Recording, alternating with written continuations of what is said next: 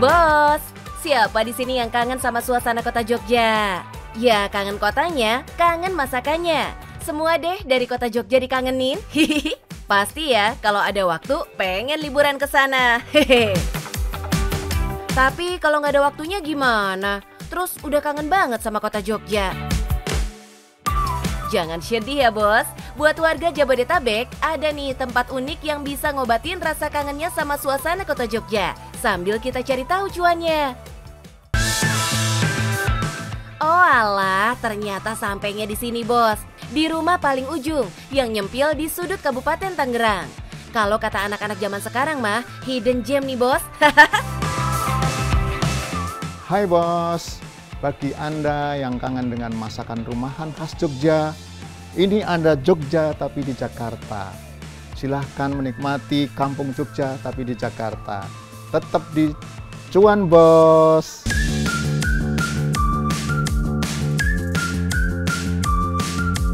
Saking kangennya sama masakan rumahan khas Jogja, banyak tamu yang rela datang jauh-jauh loh. Ada yang dari Bekasi, Bintaro, Pondok Indah, sampai Kerawang. Salut banget ya. Nah, ini dia idolanya, mangut ikan pari asap, gudeg, sayur lodeh, pepes tahu, dan soto gragot kaki sapi. Jangan lupa minumnya teh anget panas yo bos. Udah berasa lagi di Jogja belum?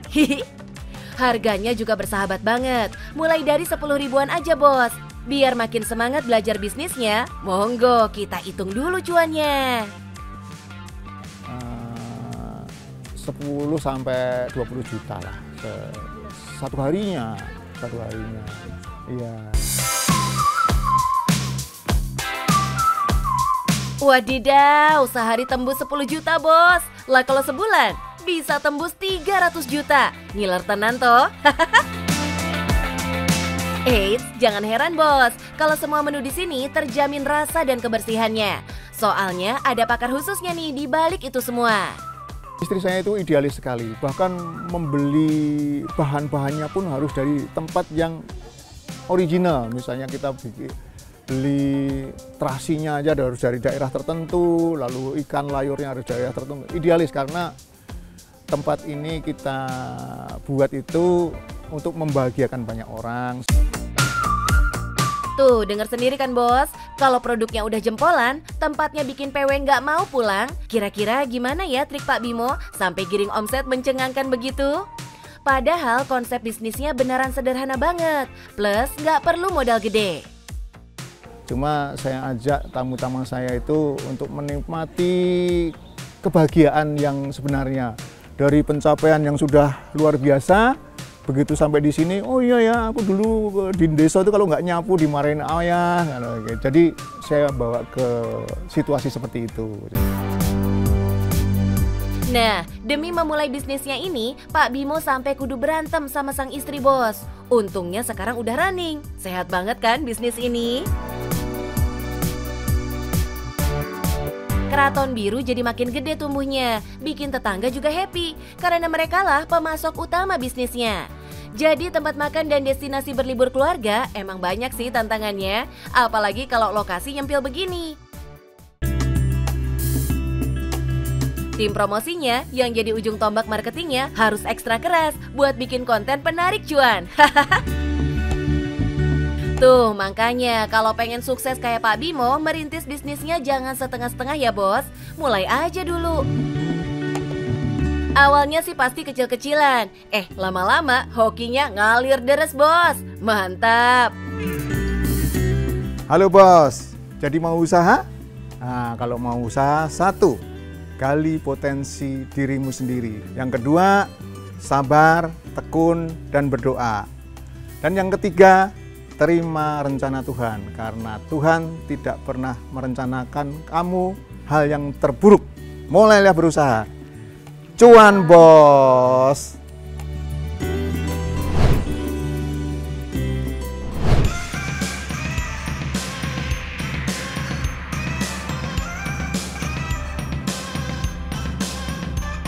Bos, lagi musim kampanye nih. Daripada pening mikirin caleg yang mau dipilih, mending pilih Mbak Rara nih. Dari Partai Cuan Bos. Dijamin idaman dan dicinta calon mertua.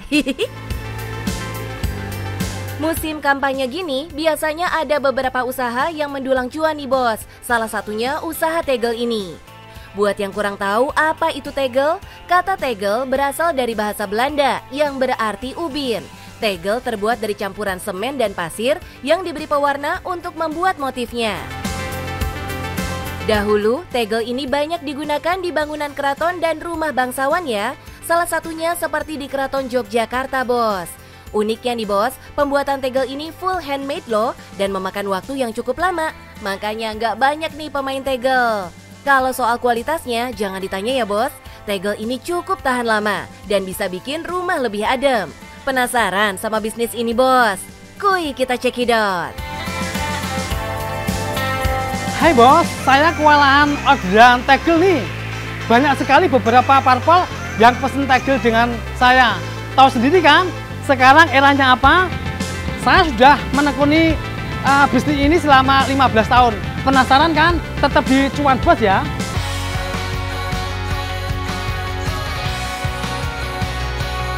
Bos, ini nih Presiden Republik Tegel Indonesia yang berlokasi di daerah Muntilan, Jawa Tengah.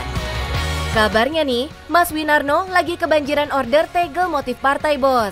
Dari satu partai aja bisa mengorder ratusan buah tegel loh. Wow, cuan yang mengalir bisa deras ini bos.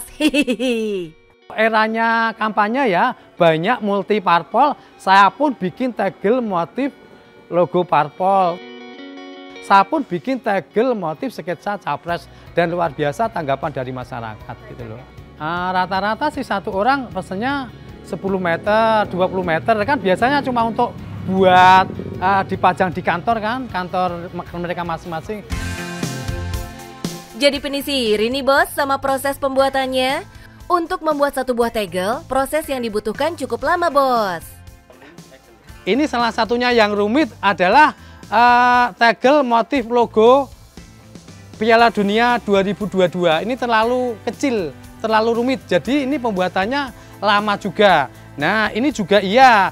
Ini bosku, ini tegel motif corona. Ini juga coronanya kecil-kecil. Jadinya rumit. Yang biasanya standar seperti ini bisa 1 minggu, ini bisa mencapai 2 mingguan. Kemarin saya kan bikin beberapa tegel motif logo parpol. Tidak semua saya bikinkan karena ada beberapa yang sulit tidak memungkinkan saya buat untuk moldingnya. Begitu bos. Kebayangkan bos proses pembuatannya? Dari bikin cetakan motif sampai bisa jadi tegel, bisa seminggu sampai 2 minggu prosesnya. Pencetakan motif kudu hati-hati nih, karena kalau udah salah nggak bisa lagi direvisi. Oh ya, nggak bisa mirip 100% sama aslinya ya bos? Iya, kemarin pas aku bikin tegel sketsa wajah capres kan banyak yang nyinyir ya, nggak persis, nggak ini, iya. Karena apa? Sama-sama bikin di media kanvas, di media kain, sama di media cetak itu paling sulit di media cetak semen ya. Karena kalau media semen jadinya itu ya itu, tapi kalau di kain, di kanvas kan kurang lekuan, bisa ditambah. Nah, biar tegel juga punya warna motif yang cerah, pemilihan adonan pewarna juga kudu seimbang, biar saat mewarnai, warna tidak meluber dari cetakan. Karena perlu ketelitian, tegel ini rata-rata dibuat dengan tangan bos. Berbeda dengan ubin keramik modern yang bisa dikerjakan dengan mesin. Cuma kalau tegel punya keunggulan, lebih tebel, lebih nyaman, lebih adem, dan yang jelas ramah lingkungan. Untuk membuat tegel, pasir yang digunakan bukan sembarangan nih bos. Wajib menggunakan pasir Merapi yang tidak mengandung lumpur. Jadi hasil tegel bisa lebih halus dan kokoh bos. Buat generasi milenial, penggunaan tegel masih kurang familiar. Padahal ya bos, kalau di luar negeri, penggunaan tegel ada di mana-mana. Salah satunya di Mekah. Iya, kemarin saya umroh, saya jalan-jalan ke Turki. Ternyata di hotel ketemu tegel, atau di restoran ketemu tegel, di ruang pabrik ketemu tegel. Aku bangga, ternyata tegel sampai Turki dan motif-motifnya persis punya saya gitu loh. Ada motif jemparing, terus ada motif jangkar, ada motif 3 dimensi, dan polos-polosnya pun sama. Ada juga tegel difabel ya, yang biasa diperuntukkan untuk kaum difabel di trotoar itu ada. Agar generasi muda nggak lupa, Mas Winarno sering banget menerima kunjungan dari anak-anak sekolah ke pabriknya dan melihat langsung proses pembuatan tegel. Wah, keren banget, Mas. Ya, kenapa saya kok eksis? Karena saya pengen mempertahankan khasanah budaya yang dimiliki oleh bangsa kita, yaitu seni tegel. Karena saya amati selama ini banyak generasi muda yang sudah tidak tahu atau lupa apa itu tegel motif. Cakep. Biar tetap lestari, generasi muda harus tahu pembuatan ubin tradisional ini ya. Kalau boleh tahu Mas, berapa sih omsetnya? Ya, paling murah se-Indonesia karena untuk motif aja cuma 280.000 per meter persegi. Dan kalau yang polos cuma 140.000 per meter persegi. Itu sudah ukuran 20 x 20 per meter persegi, isi 25 keping. Perkiraan aja nih bos, kalau satu parpol bisa order 10 meter aja per minggu dan ada 4 parpol, maka seminggu ada 11.200.000 rupiah. Maka dalam sebulan bisa mencapai 44 jutaan nih bos. Eits, ini hitungan kasar ya bos, bisa lebih dong kalau ada pesanan selain parpol. Oh iya bos, jauh sebelum punya omset puluhan juta gini, Mas Winarno udah pernah melakoni berbagai pekerjaan, mulai dari tukang sayur, fotografer keliling, sampai jadi karyawan cat. Nah waktu itu sih sebenarnya saya udah mau pengen resign, pengen menekuni fokus ke dunia yang udah saya jalani ya. Tapi cuma kadang istri sama anak yang masih gondeli. Tapi tetap saya nekat, saya kalau nggak keluar, nggak fokus ke usaha, nggak bakalan jadi. Nah, dari keberaniannya buat resign ini bos, akhirnya Mas Winarno bisa bertahan sampai sekarang. Emang bener ya, kalau hasil tidak akan pernah mengkhianati usaha bos. Bisnis memang harus penuh perjuangan. Bisnis harus inovatif, kreatif, dan unik. Kenapa unik? Karena unik is money. Yang jelas cuan bos.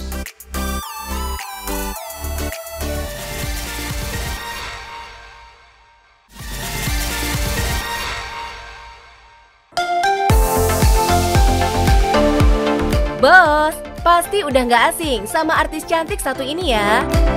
Yes, Meisya Siregar, salah satu artis yang dulu sering banget lalu lalang di layar kaca, meramaikan ruang keluarga. Gak heran ya kalau kehidupannya di balik layar suka dikepoin netizen. Apalagi kisah cintanya yang manis dengan Baby Romeo, musikus Indonesia yang kini jadi suaminya bos. Hehe. Nah, di tengah kesibukannya sekarang, Doi ternyata jualan rendang frozen dengan nama rendang nan tulang.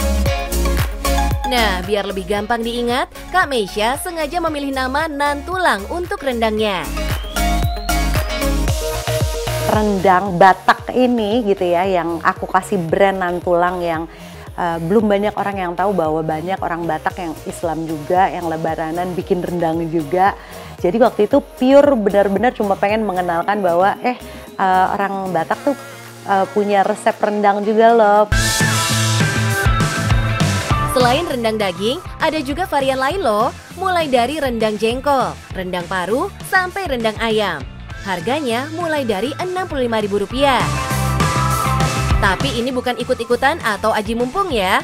Kak Meisya sudah jualan sejak tahun 2012 loh, no gengsi-gengsi bos. Bahkan Doi pernah loh dibilang artis nggak laku karena jualan rendang frozen. Hey, julid sekali ya bos. Padahal rendang olahan Kak Meisya ini endes bos. Bahkan beberapa artis udah kepincut sama rasanya, seperti Encas Nabati, Mona Ratuliu, bahkan Cika Jessica. Jadi penasaran nggak bos? Gimana sih nikmatnya rasa rendang plus rasa cuan dari bisnis rendang frozen Kak Meisya? Hai bos, mau tahu gimana rasanya dan nikmatnya rendang nan tulang? Daging, paru, jengkol, limpa, semuanya deh pokoknya. Tetap di sini ya. Stay di Cuan Bos.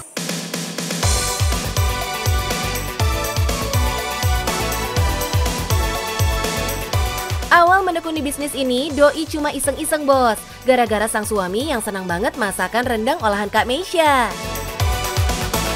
Idenya sebenarnya dari suamiku, karena dia itu senang sama rendang keluarga. Terus sampai pada akhirnya dia ngomong waktu itu, kenapa kamu nggak jadiin ini bisnis? Waktu tahun 2012 itu tuh trial error, dan sampai 2023 ini semuanya udah autopilot alhamdulillah.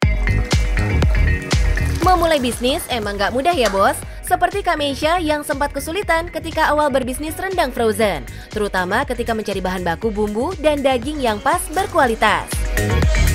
Soalnya Kak Meisha emang nggak mau sembarangan masalah rasa ya bos. Doi lebih milih naikin harga daripada makanan yang dijual zong alias kagak enak. Aku nggak kepengen nurunin HPP, terus yang penting marginnya nyampe, tapi udah deh gimana caranya nih kita utak-atik nih bahan baku supaya bisa dapat harga yang affordable. Itu aku nggak mau lakuin. Jadi aku lebih memilih mempertahankan basic recipe yang ada.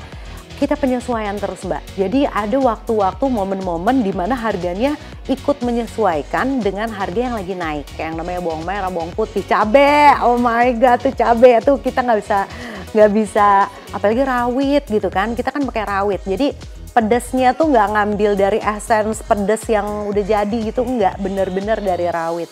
Nah kadang-kadang mau nggak mau aku melakukan penyesuaian. Pada akhirnya mbak, pasar itu jadi seleksi alam di mana mereka ngejar kualitas yang mereka pikir ini worth it sepadan dengan apa yang mereka makan.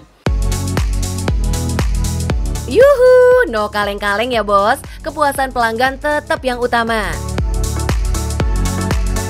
Urusan bumbu juga nggak main-main. Doi udah kerjasama dengan penjual bumbu di pasar tradisional. Tinggal pilih, langsung digiling, gak pakai repot. Hehehe. Nah, ini juga yang bikin masaknya jadi simple bos. Tuang bumbu, masukkan daging, lanjut aduk-aduk. Biar daging benar-benar empuk, proses memasaknya bisa memakan waktu 5-7 jam. Istimewa. Setelah matang, rendang harus didinginkan dulu sebelum di frozen. Nah, kalau ada pesanan, baru di packing. Soalnya rendang frozen ini hanya tahan sampai sebulan ya bos, karena Kak Meisha sama sekali nggak menggunakan bahan pengawet. Untuk rendang nan tulang ini aku pakai dagingnya tuh kelapa.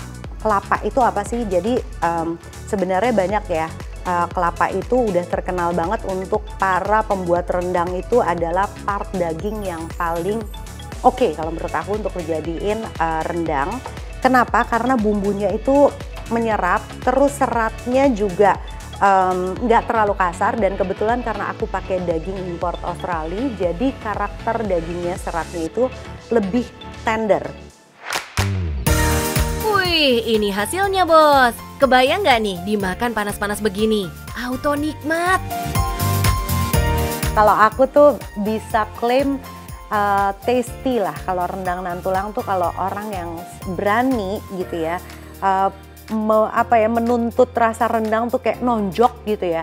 Nah harus cobain rendang nan tulang, karena aku benar-benar nggak kurangin yang namanya resep dari 2012 sampai sekarang itu harus stick, nggak boleh ada improvisasi dari juru masak aku.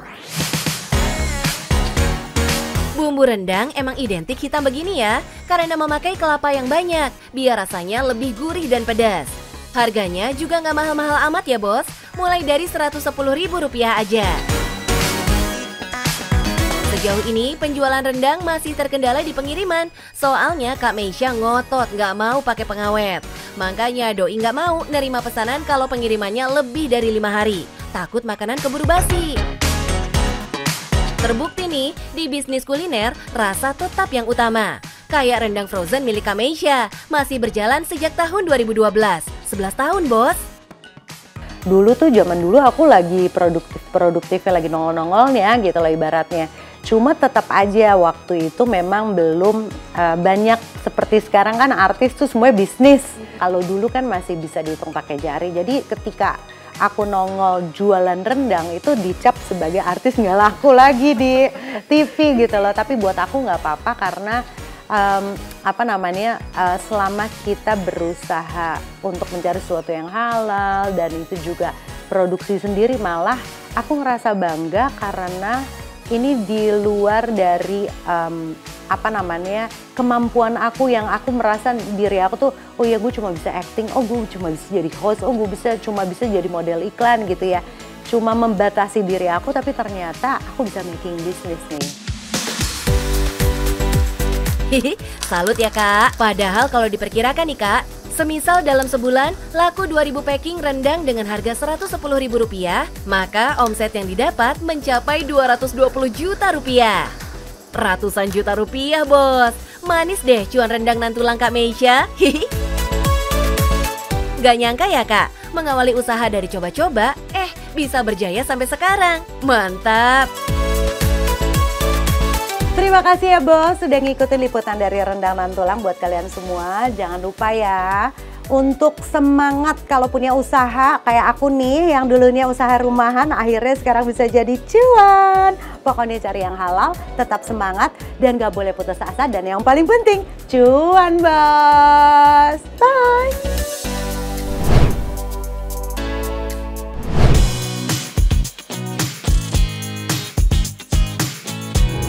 Bos, udah nemu belum agenda weekend ini mau kemana? Jangan di rumah aja ya bos, biar makin sehat, badan kudu bergerak juga bos. Apalagi di musim hujan begini, biasanya nih gampang banget masuk angin. Daripada pusing sama cuaca yang gak nentu, bisa banget nih cobain healing sambil ngeluarin keringat di wahana yang memadukan hiburan dan olahraga. Ini baru buka loh Desember 2023 kemarin. Ada sekitar 14 permainan di sini yang bisa dijajal, bos. Wah, ada apa aja ya di sini? Bisa kali kita mampir juga, ceki-ceki di dalamnya. Halo bos, selamat datang di tempat hangout terbaru yang menggabungkan sport dan entertainment dalam satu area. Pengen tahu ada apa aja di dalam? Ikutin terus, cuan bos!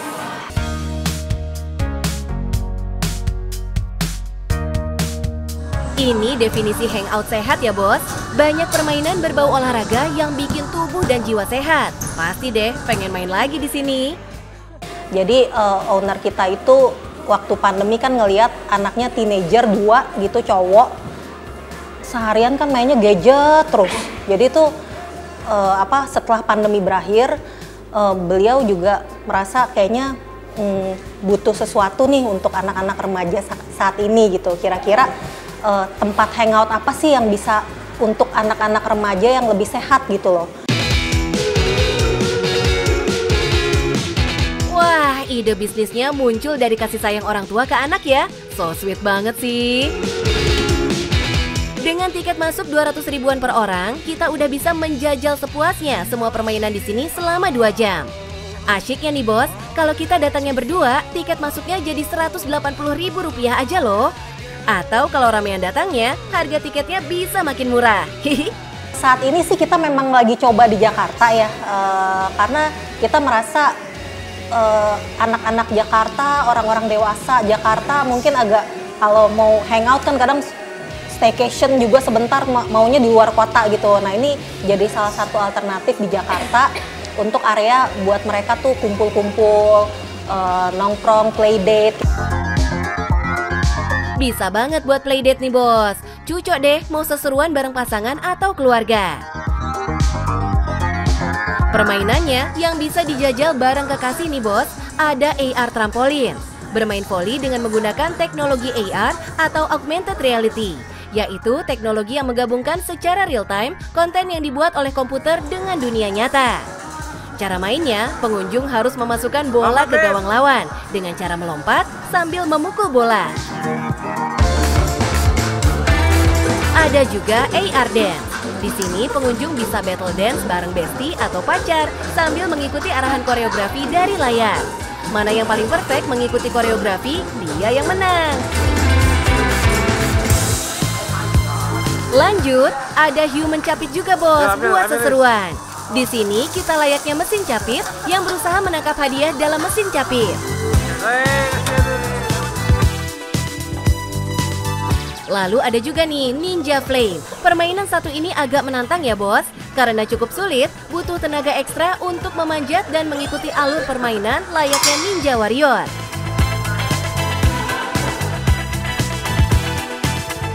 Gak ketinggalan, permainan yang unik di sini adalah pickleball bos.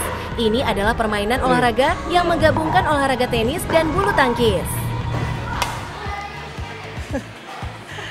Nih bos, ini permainan pickleball. Pickleball ini permainan yang baru banget di Indonesia. Jadi ini udah banyak banget yang suka, bahkan komunitas-komunitasnya udah mulai bermunculan. Nah, pickleball ini tantangannya adalah gimana ngontrol untuk papan ininya, raketnya. Karena ini bentuknya seperti ini ya. Seru ya bos, bisa coba-coba permainan sehat begini. Selain pickleball, yang nggak boleh dilewatkan, boxing arena, basketball, maupun golf mini. Ada juga snooker ball, permainan biliar dengan menggunakan kaki. Biar nggak zong nih, semua permainan yang dihadirkan ada coach pendampingnya yang akan menjelaskan aturan permainannya. Jadi nggak worry kalau mau main ke sini. Soal keamanan pengunjung, no play-play ya bos, semua selalu dipastikan aman maksimal. Kru kita namanya squad, itu mereka ada di semua arena, mereka mobile. Juga ada coach yang akan ngasih tahu misalnya cara mainnya bagaimana, safety-nya bagaimana. Terus kita juga ada CCTV yang akan kalau ya amit-amit kalau ada kejadian yang aneh-aneh itu kita bisa lihat juga kronologisnya seperti apa. Jadi dari sisi safety sih sebenarnya kita udah semaksimal mungkin kita lakukan sih. Gak cuma arena bermain, di sini juga ada arena karaoke ya bos. Kalau lagi pengen nyanyi bareng-bareng, bisa banget karaoke di sini. Hehe, cocok deh kalau mau nongki bareng teman-teman kantor juga. Kalau lapar, tenang. Di sini juga ada kafenya kok bos, yang cukup bisa mengisi energi pas udah capek bermain. Pengunjung yang datang rata-rata dari daerah Jakarta ya bos. Weekend kemarin sampai hari ini ya, karena ini musim liburan, jadi tuh tiap hari udah kayak weekend sih sebenarnya. Itu sekitar 400-500 orang.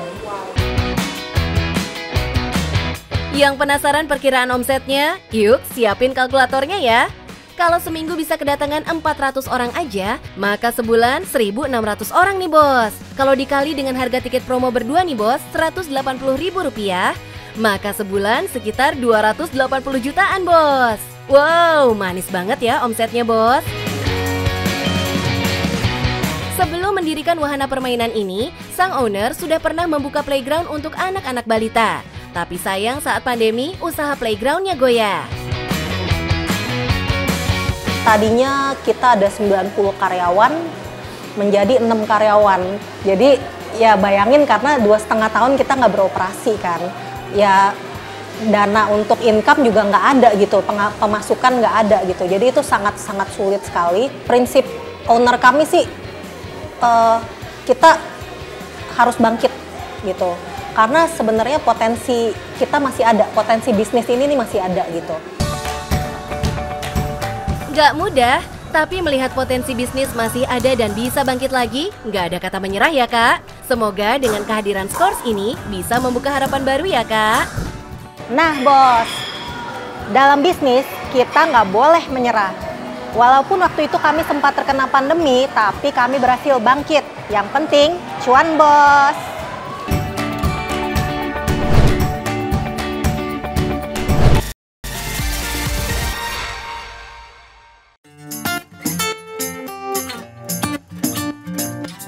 Bosku, mendapat keuntungan besar merupakan salah satu harapan bagi setiap orang yang pengen punya bisnis. Tapi nggak selamanya nih, bisnis bisa berjalan lancar. Kerugian pun akan ikut mewarnai perjalanan bisnis.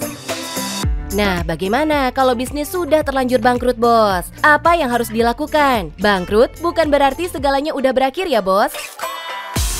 Jangan sampai membuat stres, apalagi depresi. Penyebab bangkrut bisa menjadi pengalaman bisnis supaya di masa depan punya strategi tertentu untuk mencegah kebangkrutan terjadi.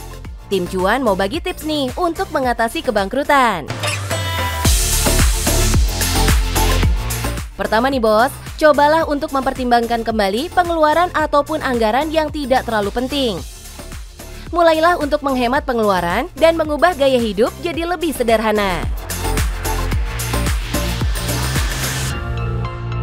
Ketika berada di masa-masa sulit, mulailah untuk membuat perencanaan keuangan dan memperhitungkan utang-utang. Misalnya, kita memiliki utang 100 juta dengan pertimbangan apa yang dimiliki saat ini. Kita punya kemungkinan bisa melunasi utang tersebut selama 5 tahun. Untuk itu, komitmen sangatlah diperlukan.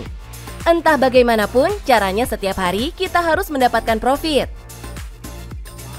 Mungkin hidup kita saat ini sangat kepayahan, tetapi lebih baik susah sekarang daripada tidak punya apa-apa di masa tua, bos.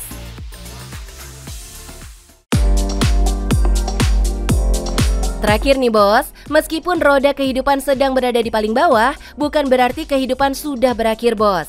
Justru inilah saatnya kita bangkit dan memulai sesuatu yang baru dari awal. Untuk mendapatkan ide dan peluang usaha, kita bisa melihat apa yang sedang tren di pasaran saat ini. Bagaimana caranya? Kita bisa melihat-lihat media sosial dan mencari tahu apa yang banyak dibicarakan dan diminati oleh orang-orang. Lalu jadikan sebagai ide bisnis, modifikasi dan kembangkan dengan sebuah inovasi. Gimana bos? Udah paham kan? Gimana mengatasi kondisi saat kita berada di level paling bawah? Jangan putus asa, tetap semangat dan berinovasi. Biar bisnis bisa kembali bangkit dan menghasilkan cuan bos.